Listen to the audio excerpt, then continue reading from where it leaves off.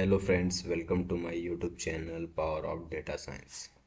I have brought you a new opportunity so that you can also learn like me. तो guys हम आज आपके लिए लेके आए हैं डेटा क्लीनिंग होता क्या है, डेटा क्लीनिंग करते क्यों है। आज की इस वीडियो में हम काफ़ी सारी चीज़ें समझेंगे और सीखेंगे जिससे कि आपको किसी प्रकार की डिफ़िकल्टी ना हो जब आप कोई प्रोजेक्ट बनाएं डेटा साइंस से रिलेटेड। तो उसमें आपको डेटा क्लीनिंग काफ़ी आसानी से कर पाओ, इसलिए हम आज ये वीडियो आपके लिए लाए हैं। चलिए देखते हैं। प्लीज़ लाइक करें, शेयर करें, कमेंट करें और सब्सक्राइब करें। आप लोग जितना प्यार दोगे उतनी अच्छी अच्छी वीडियो आपके लिए ले आएंगे हम। इंट्रोडक्शन।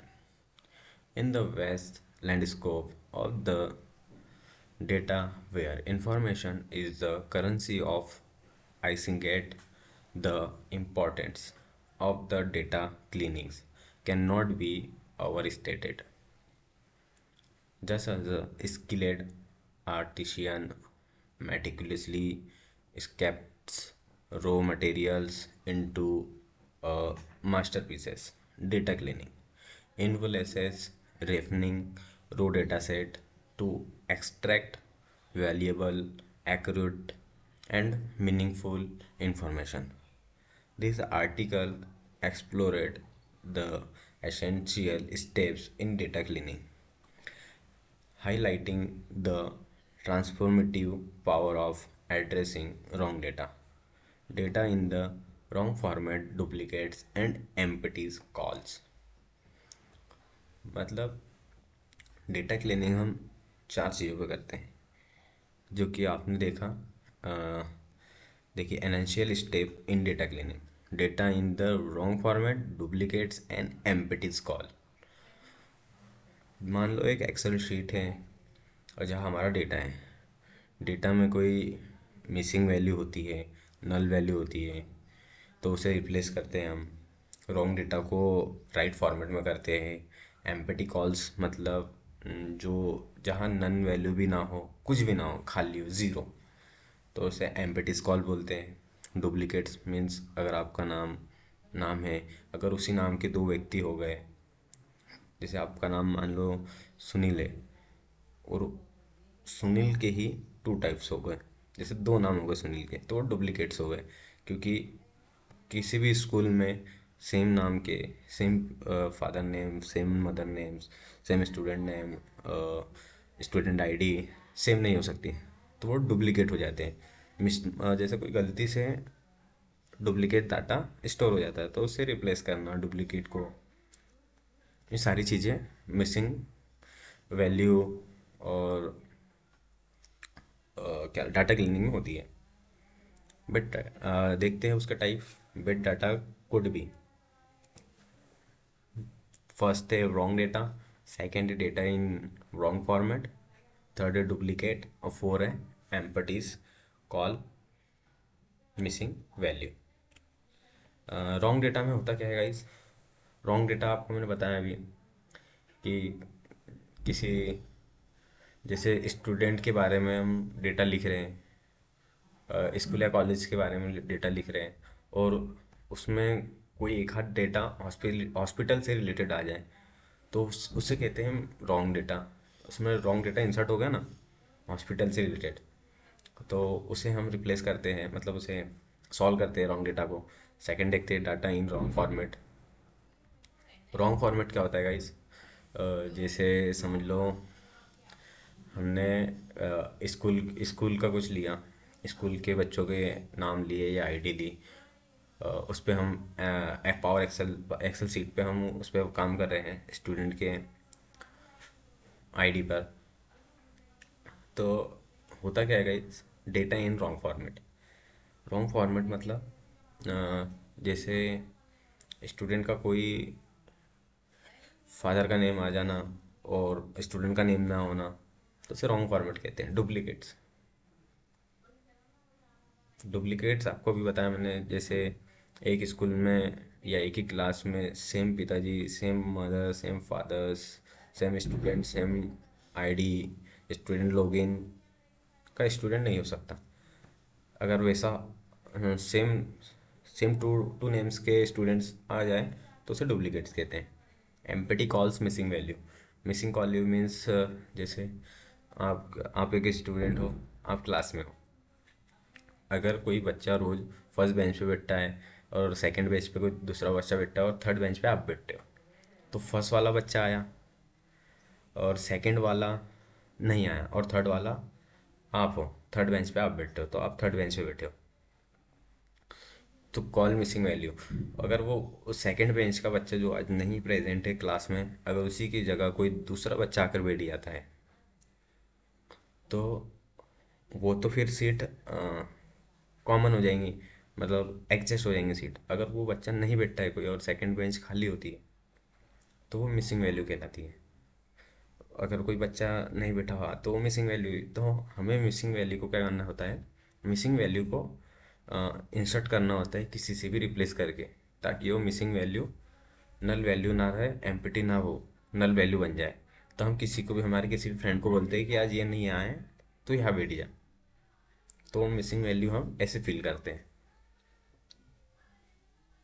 देखते गए आगे, एड्रेसिंग रॉन्ग डाटा के बारे में देखते हैं हम। आइडेंटिफिकेशन देखते हैं उसकी।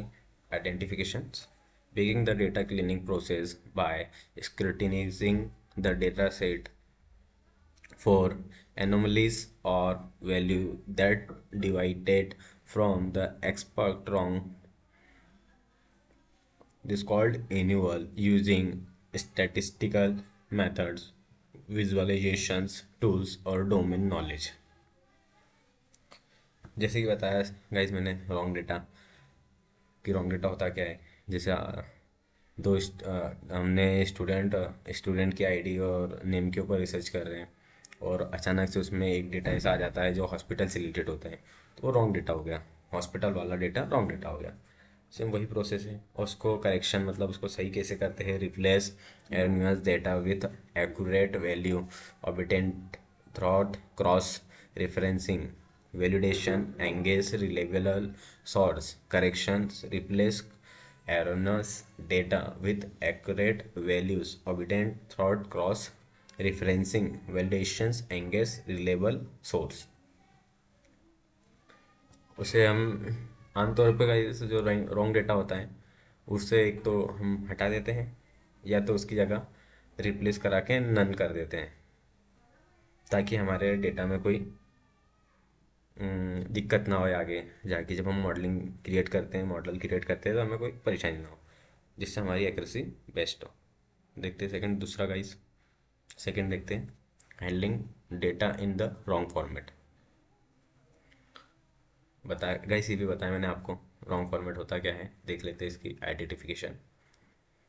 Exam examine that dataset for entries that violate the specified data formats, such as datas in inconsistent formats or alphanumeric value instead of numeric ones। Guys जैसे इनकॉन्सिडेंट और alpha numeric.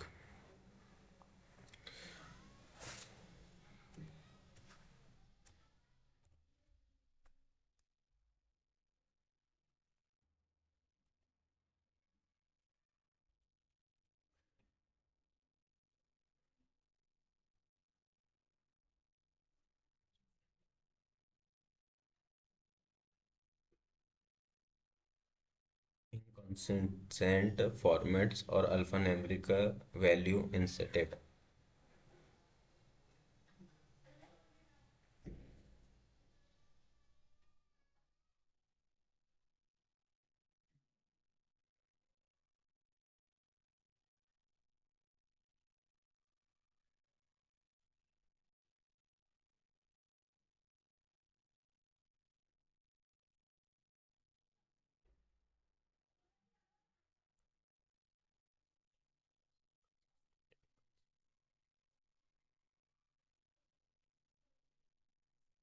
inconsistent formats or alphanumeric value inserted.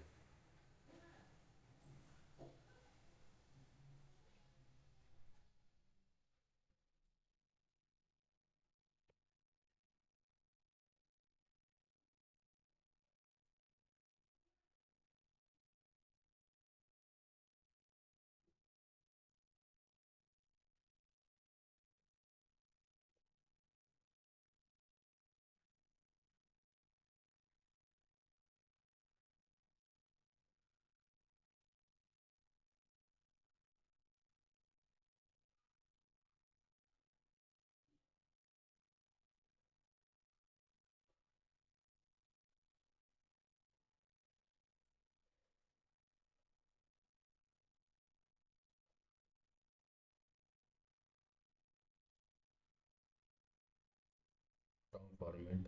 Example.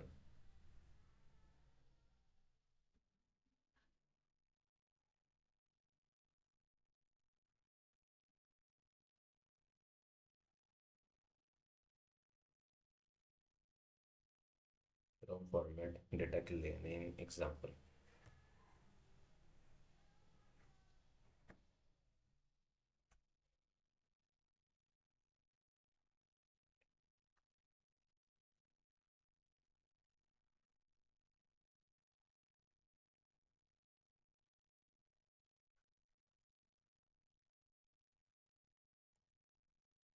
तो वैसे हम कहाँ थे?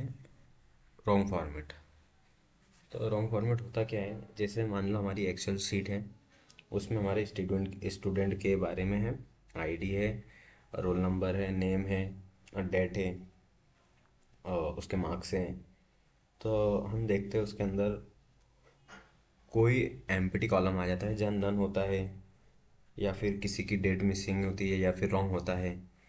तो उसे हम राइट करने के लिए, हम उसे सही करने के लिए रॉन्ग फॉर्मेट से राइट फॉर्मेट करते हैं। या तो फिर हम उसे नन कर देंगे उस जगह को, अगर हमें सटीक उस व्यक्ति का इंफॉर्मेशन नहीं मालूम हो तो। या फिर उसे रिप्लेस कर देंगे। तो ये होता है रॉन्ग फॉर्मेट।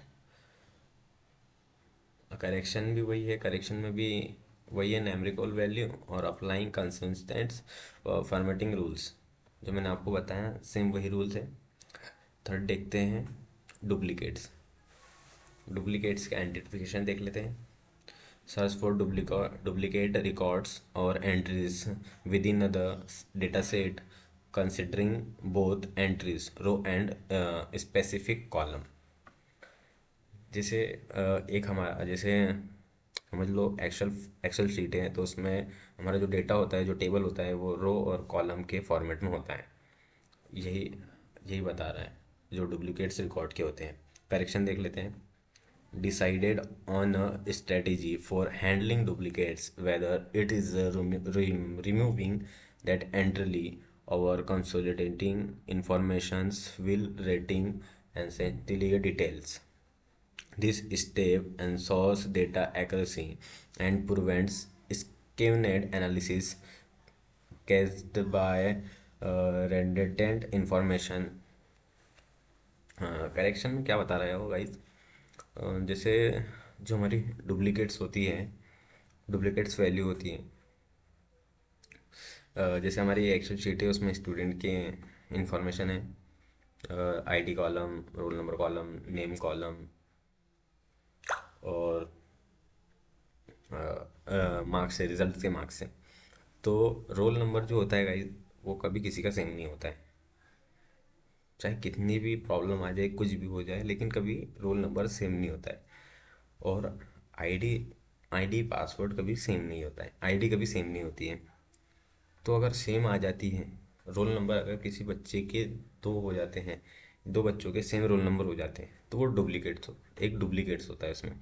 तो डुप्लीकेट्स को रिप्लेस करते हैं, रिप्लेस करते हैं, या तो उससे राइट करेक्शन करते हैं, या फिर नन वैल्यू से रिप्लेस करते हैं। सेम वही बता रहा है गाइस डुप्लीकेट्स के अंदर। और इससे अगर ये राइट नहीं होता है तो हमारी एक्यूरेसी और इसके यूनिट्स की जो एनालिसिस आएंगी वो काफ़ी हद तक ख़राब हो सकती है। देखते हैं fourth, handling empties call missing value. Missing value identification देख लेते हैं। Identify calls over files containing missing value और empty calls within the data set. Missing value empty calls data set में होता है। करेक्शन देख लेते हैं। Choose an appropriate method for handling missing value such as importations based on valuable data or it necessary removing record with missing value. The decision should align with the analysis goals while avoiding introducing base. तो guys, जो हमारी missing value होती है उसे हम replace करते हैं none से, या जो हमारी मिसिंग वैल्यू होती है जो नन होती है, एम्पटी होती है। अगर हम बेस्ट थ्रू देखे जाए, अगर हमारी माइंड से थोड़ा लॉजिक लगा, अगर हमें स्टूडेंट के बारे में कुछ इन्फॉर्मेशन मालूम है तब तो हम उसे नॉर्मली फील कर सकते हैं और इजीली। बट अगर ऐसे कोई क्रिटिकल कंडीशन आ जाए जिसमें हमें सटीक स्टूडेंट का नेम और पासवर्ड आईडी कुछ नहीं मालूम हो, तो मिसिंग वैल्यू को हम नन वैल्यू से रिप्लेस कर देते हैं। जैसे कि आप बता रहा है डेटा और if necessary removing record with missing value. Okay guys, decision should be aligned with the analysis goals will avoiding introducing base avoiding introducing base। तो गाइस यही बातें हुई है, मिसिंग वैल्यू इसके ऊपर बेस होती है, ये 4 पॉइंट के ऊपर। ओके गाइस, इसमें आउटलेयर्स भी होते हैं, पर वो आउटलेयर्स ही वीडियो में अलग से बनाने वाला हूँ जिससे आपको वो अच्छी तरीके से समझ आए। अगर इसमें समझाता तो आपका एकदम दिमाग का दही हो जाता। ओके गाइस, तो हम नेक्स्ट वीडियो में हम इसको प्रैक्टिकली देखेंगे, मिसिंग वैल्यू होती क्या है। अगर जल्दी ही जल्द देखना हो तो मुझे कमेंट करें। जितने ज़्यादा कमेंट होंगे, जितने ज़्यादा लाइक होंगे, उतना जल्दी मैं प्रैक्टिकली डेटा क्लीनिंग बताने वाला हूँ with Jupiter coding. Okay guys, thank you guys.